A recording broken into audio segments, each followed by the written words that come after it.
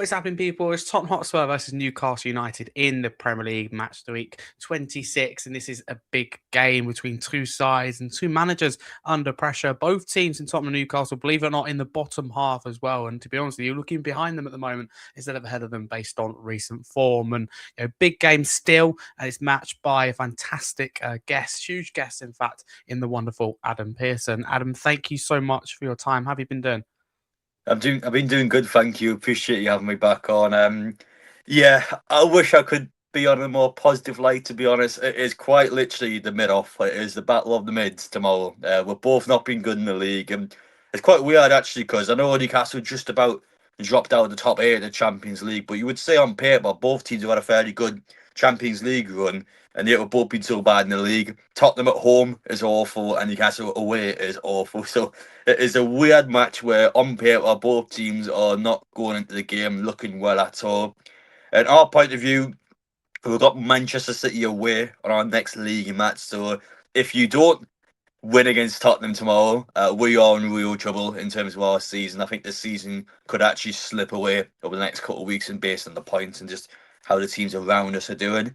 That being said, it's redeemable, and I think it's the same for Tottenham as well. There's nothing stopping either team from all of a sudden just having this magical run where they just go and do something. But this season, considering both teams have won so well last season, it just look nowhere near. It's a massive fall off of both clubs this season. It's just not been good in our point of view. Mm, absolutely. And it's been about 10 to 12 months. For you, it's been, you know, not that long ago at all, really, if you think about it. The guy will cut us with, Bilbao as well. It's just how quickly things change is quite horrifying in a way. And both clubs struggling at the moment. But Adam, thank you very much for your time nonetheless. And if you don't mind, I'm interested to get your thoughts. I know we spoke previously, but your thoughts at this moment on Newcastle season so far. If people have missed it, Eddie Howe come out, didn't he, recently, speaking to the media and took responsibility for the situation we're in right now, saying, look, it's on him. Basically, the buck stops with him to find results. He said, I can't question, what I give myself, but I need to come up with a formula. So, do you find that honesty refreshing? And what have you made of the season so far?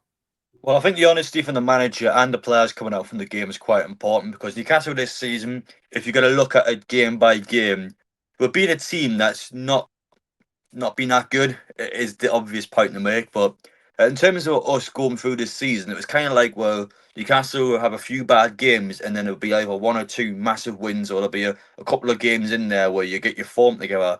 But Newcastle's been so inconsistent this season. But the games we've won, we're not convincing in the games. And there's almost been a trend this season where we concede a lot of goals. We concede so many goals, in fact, and the attacking threat. Some games it seemed to be all right. It has dried out massively over the past couple of months, especially in domestic football. And we're at that point now where it's just kind of all fell apart for Newcastle at the wrong time. This season, you could argue at times anyone that's positive, anyone wants to look at Newcastle in the most positive outlook, you can go, well, Newcastle won this game, Newcastle won that game. We're still in this, we're not out of the competitions, but now, when you look at the record, we've lost 5 of our last 6 games, and the one game we did not lose in domestic football was a 0-0 against Wolves, so that might as well be a loss. So your last 6 games, you basically lost all the games, and you're at a stage now where it's the worst time to be on this run because you've got the Champions League coming up next week. You've got massive away games coming up against the likes of Tottenham. You've got Man City next week, which is a game we never tend to win anyway. And it's kind of all happening towards the back end of the season where Newcastle was already chasing everything this season, but now not only are they chasing everything, they're also continuing to drop off as well. So it's kind of all happened at the wrong time for us, but it's deservedly so. We just deserve to be where we are. Newcastle deserves to be on this run because they haven't been good enough this season, and that's as brutal as I could possibly say in our point of view. Obviously, I want the manager to do well, I want the players to do well, and I want everyone at Newcastle to do well, but they have to start getting results in the league table if they are going to get anything out of this season.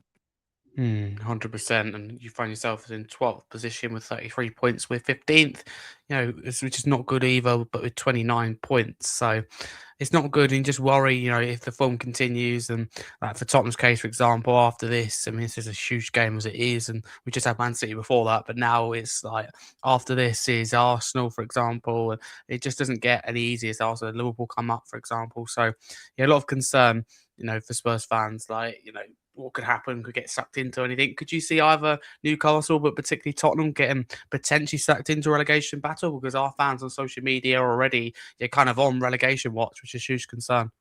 Well, I think we're lucky enough where I don't see it happening. The bottom three at the minute is staying the same. I think maybe West Ham might just about sneak out of it. I'm convinced Burnley's going down with Wolves. That's two of your three teams already. Realistically, Newcastle and Tottenham, neither team's going down. It's just not happening. And if it does happen, then you kind of deserve it if you somehow creep that far down the league table. I don't see it happening. At the bottom three, probably will stay as it is. Maybe West Ham sneaks out of it, but that's about it. I don't see Newcastle getting dragged down there, and I also don't see Tottenham getting dragged down there. That's good to know. Yeah, I'd agree with you. I think that it's not good at the moment. I can see, like, for example, for Tottenham bottom half finish, but I can't see realistically relegation. But of course, it's difficult as well to balance Europe as well. Which leads me on to my next question, madam. We just had the January window. What did you make of it from a Newcastle point of view? Of course, trying to juggle more than one competition. Could you and should you've done more? Well, we didn't do anything, so in terms of whether we should have done more, yes, because something is better than Easy nothing in question. our point of view. But now, from Newcastle, I mean, it was kind of almost like you've spent over £200 million in the summer, so it was kind of like for us, well, you've had that massive summer window, that's it until the end of the season. So Eddie Howe has that problem because things haven't went his way, and it hasn't went his way towards our players. So when you get that January transfer window, he hasn't got that much to spend. I think Newcastle still could have spent. We've chosen not to spend. We had around £30 million, but I think the club has decided to say, well, we're going to use this in the summer. We're going to make sure we can maximise our profits in the summer for World Cup year coming up. And it's just kind of been, well, Newcastle had this money in the summer. We've wasted the money in the summer, in all honesty.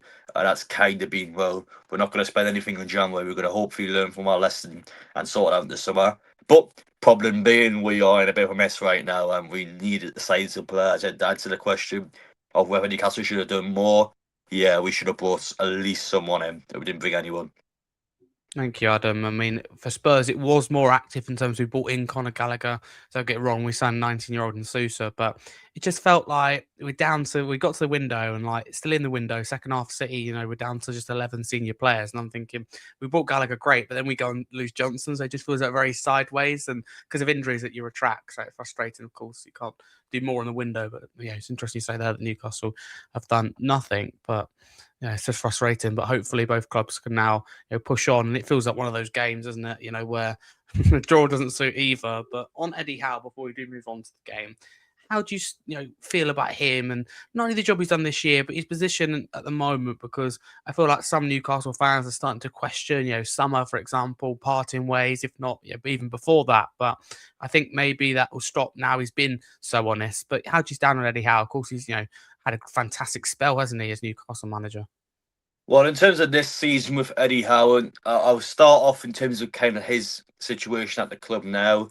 I think he's at that stage where he just came out after our last game. He's straight up said, I haven't been good enough this season. He says, I need to go away. I need to figure this out and I need to be better. The coach has also pointed the finger towards the players, which I feel like is fair to say. It should go all ways. And Eddie Howe this season, I think, is under real pressure. I think you would have to say that with the money spent in and also Newcastle fans, especially those who just want to continue backing Eddie Howe no matter what.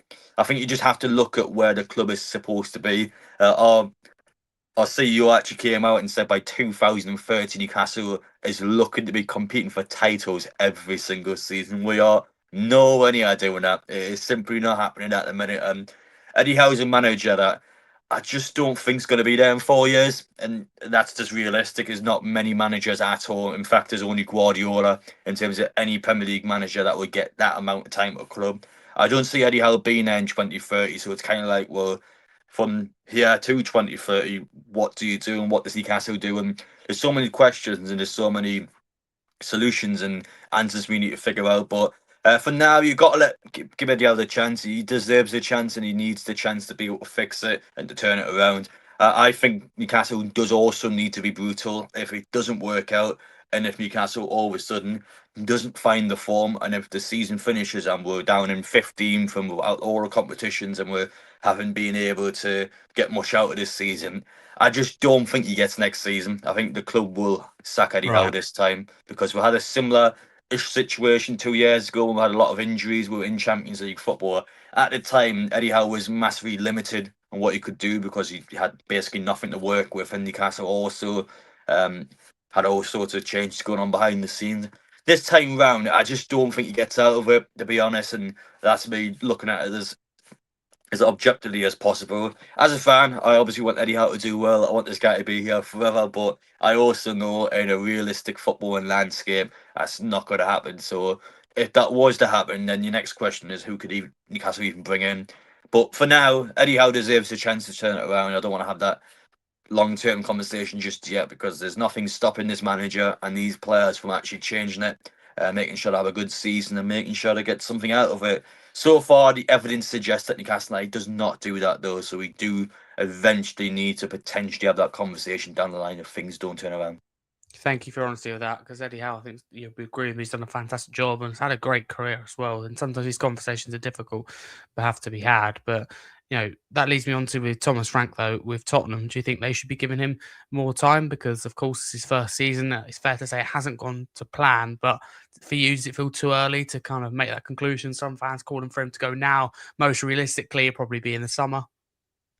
Well, I think with Tottenham, it's a weird one actually, a Thomas Frank, because on paper, I would have said it's quite a good appointment for Tottenham. Of course, he had a massive run at Brentford, and it's a team that's just won the Europa League. They're still having a good Champions League run, and they're finishing the top eight. So it's kind of a similar situation in Newcastle, where you've got two teams that are performing well outside of the league, but in the league. Again, for Tottenham, it's kind of the same as last season, where you're just right down there in the bottom half of the league, and I don't know. It's a weird one with Tottenham. I'm trying to think like what they could have done differently or how they could have been able to have a better season. 'Cause I still think Tottenham's team's not as good as it may look on paper. I know you won the Europa League last season, but you got to remember the format has changed, so Champions League teams don't drop down into it. So that competition is still a massive achievement, but I think it is slightly easier than what it would have normally been. And I don't know. It's weird. It's weird for me to look on because I don't watch Tottenham week in week out. But I just feel like the team's just nowhere near as good as it was a couple of years ago. I know obvious players like Harry Kane going off to Bayern Munich, but Tottenham just don't seem to have too many players. Like for example, if I was to have a Newcastle and a Tottenham combined 11, there's not an awful amount of Tottenham players that would kind of go into the back of my head that I would honestly kind of go, oh, I would love to have him in my Newcastle team. And that kind of just sums up where they are. I think, yeah, the manager has to do better. You know, he just got a new manager and Tottenham hasn't changed this season. But I would also say I just don't think the players are that good. I think there's a couple of good players in there, but deep down, I don't think Tottenham's anywhere near the team they used to be a couple of years ago. Yeah, I find that hard to disagree with. I completely agree with you. I think the problems lie deeper than the manager, but just because the problems are deeper and he's been given a bad hand, also doesn't mean he can get away with the job he's doing. But I'm ultimately behind him because, like I said there, that the problems are deeper, but also like with injuries again. And for me, sometimes you question, what's gone wrong. Every club gets injuries, but for me, he wasn't backed in that January window. He should have done more, and we're a little bit down to the bare bones. And again, having more ruled out. A doggy's just come back. He's going to be out for another month. And you guys have been suffering as well, as you'll know, with fullback injuries, and it just feels like with Tottenham as well that fullbacks have been the issue. But Adam, on this game, how do you feel about it as a Newcastle fan? Does it feel like one that you've got to win? Because you say there that it's a bad form, and for various reasons you need to get back on track. What would a win mean in this game? Well, it's massive for Newcastle, and I almost feel like with the way Eddie Howe and the players spoke about the club after the last match against Brentford, it's almost kind of like an ultimatum. It's like Eddie Howe's came out the press conference and he's been honest straight up with the journalists and said that I haven't been good enough. I need to fix this. I need to turn it around. So after that, and then Kieran Trippier as well, of course, a former Tottenham player, came out and said after the game, I'll take full responsibility of not controlling the dressing room. Our performance is not good enough, and we need to prove to the manager that we can do a job. So if after you've said all that, you then go down against Tottenham and you just lose, let's say we lose tomorrow, then Newcastle will be under real serious pressure, I feel like. And our point of view, as I said earlier, you got City next in your away match. You're not going to win a Man City. In fact, we just had a 6 hour flight in Azerbaijan. We come back from that. Then you got City straight away. We're going to be fatigued after all the flight travel. We never win there anyway. Now, on top of that, you got all that travel time. You got all that flight time. And City don't play during the week. So Newcastle has to do all that during the week. and then you got the hardest team in the league. You're just not going to win there. Still have to play Arsenal away. Still have to play Chelsea away. You've got massive games coming up and a lot of hard away games for a team that hasn't been good away. They have to win against Tottenham. I really feel like they have to win if they've got any chance of getting back up that league table and getting European football. I feel like after the way we spoke about the last game, the managers came out, the players that came out, they all talked about how they need to fix what's going on at Newcastle now. And if they don't have a good response from that, then it just feels like it's got to slip away from Newcastle. They've got to win against Tottenham. I just don't feel like you can kind of walk away from the Tottenham game with anything less than a win, especially after everything we've said to the media, because Newcastle really has to make a response. I agree with you. And after what you've said as well, and in terms of what Eddie Howe and the players have said, then usually, as you say, they do get a response usually, and particularly from you guys, like you've been through difficult periods, you come boom out flying. So yeah, we'll have to see what happens. But you've definitely got the upper hand over us in the last few fixtures. So for those listening on audio platforms, the last fixture, of course, being this season was 2-2. But before that, Newcastle winning 2-1 at the top of Hotspur Stadium, and then 2-1 at home to James's Park as well. And before that, we go back to 2024 in April. It was a 4-0 win for Newcastle. So for Tottenham's last win against Newcastle, you have to go all the way back to December 2023, 4-1 at home. So it's been a little while. Adam, does this make you even more confident going into the game, knowing not only you have a good record over us, but particularly at the Tottenham Hotspur Stadium? And also, I know you've got really bad away form, but our home form's woeful as well. We've only won there twice this season. Well, yeah, I think all those stats does go in Newcastle's favour. For me, the big one is just Romero being out, of course, your club captain. Obviously, at St James's Park, scored 2 goals to get Tottenham a point there. In a game where, to be honest, I think Newcastle probably should have won.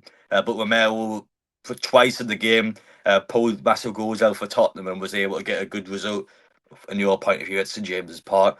With him out tomorrow, I think Tottenham will struggle. I think without their captain, I would like to hope with our point of view, Newcastle will take advantage of that. In terms of our available squad, Newcastle's got a fairly good squad available, at least on paper anyway. Not missing too many players. Gordon's still out, Joe Linton's out, Livramento was obviously still out.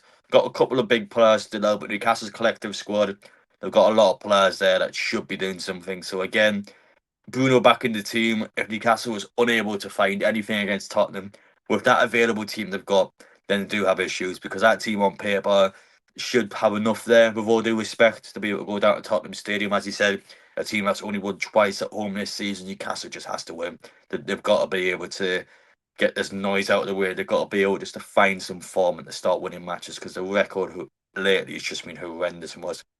And Tottenham, by the way, as well, haven't won a league game in 2026. So things like that for Newcastle. It's of course good reading, but you typically have struggled previously in the capital, struggled away from home. So you'll be looking to end that. But Adam, before we wrap up, can I get your score prediction for this game? Ooh, bit of a boring scoreline, but I think it will be a repeated scoreline in our point of view. I think Newcastle United does edge it 2-1. I could say going either way, to be fair. I think it will be a game that will be quite nervy.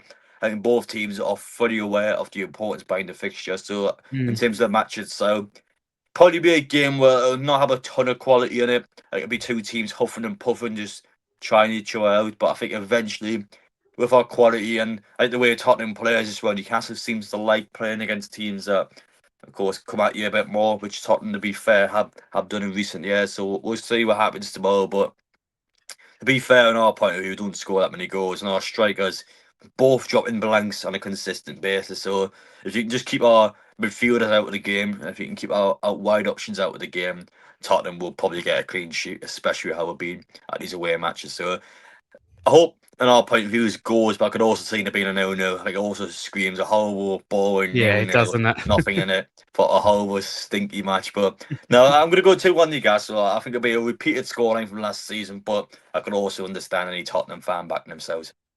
Thank you, Adam. I do appreciate that. Yeah, you're absolutely right. Typical in it. Both teams need to win, and it doesn't deliver the game as a whole and ends in a draw. But Lewis Hall, I just want to throw this out there, has really impressed me for you guys recently. I go as far as saying he's probably the best left back in the league right now. But at right back, of course, without a lot of players, Kieran Trippier's played there recently, and we're starting to see mistakes creeping into his game, which is understandable. What now, 35 years of age. So for you, who would you be starting at right back? Because I assume for Tottenham it would be probably Xavi Simmons, but if it's not Matty, still be a dangerous player. Fair enough. It's just say on that left-hand side. So who would you be playing at right back? I know that Lewis Miley, if I'm not mistaken, has stepped in there and done a decent job. I think Miley's still out, at least where he was reported to still be out. If he's available, then he'll come in straight away and replace Trippier. If not, it is only Trippier. No Craft, no Livramento, so it will Mm, quite literally be Kieran Trippier against his former club. And I think, to be fair to the guy, I think especially after the last game, because he made a few mistakes in the match, I think in the personal level he'll want to come back and to be able to show Newcastle fans that he's still got the fight there. So in his point of view, I think you'll be almost a bit desperate to start. I think you'll want to redeem the game at the mm. weekend. So if there's no one else available, it will only be Trips, and he has to start playing better. Adam, thank you very much. I think whoever starts that right for Tottenham, it's recently been Colin Wani, which I don't like on the wing. But if it's Wilson Alderweireld, which I prefer, he's got a tough task against Lewis Hall. But Adam, thank you very much for your time. Thank you for joining me today. Tell people where they can find you and your content on social media. Well, it's just my name on social media, so Adam Pearson. It's just across any social media page. I'm mainly on YouTube, and of course, I go to every single Newcastle United game. So, if that's something you're interested in, you want to hear my thoughts after the Tottenham game, make sure to come and check it out. And Harry, of course, appreciate you having me on. So, thank you so much for the invitation. No, anytime. Always good to talk to you. Appreciate it. And, for people who don't know, they should know. But Adam has over 65,000 YouTube subscribers and nearly 54,000 rather, X followers. So absolutely crazy numbers. So, Adam, keep up the good work. I wish you, your socials, your content, your channel, all the best for the rest of the season. And, of course, Newcastle United as well. But thank you very much. I hope everyone enjoyed. And a massive come on, you Spurs.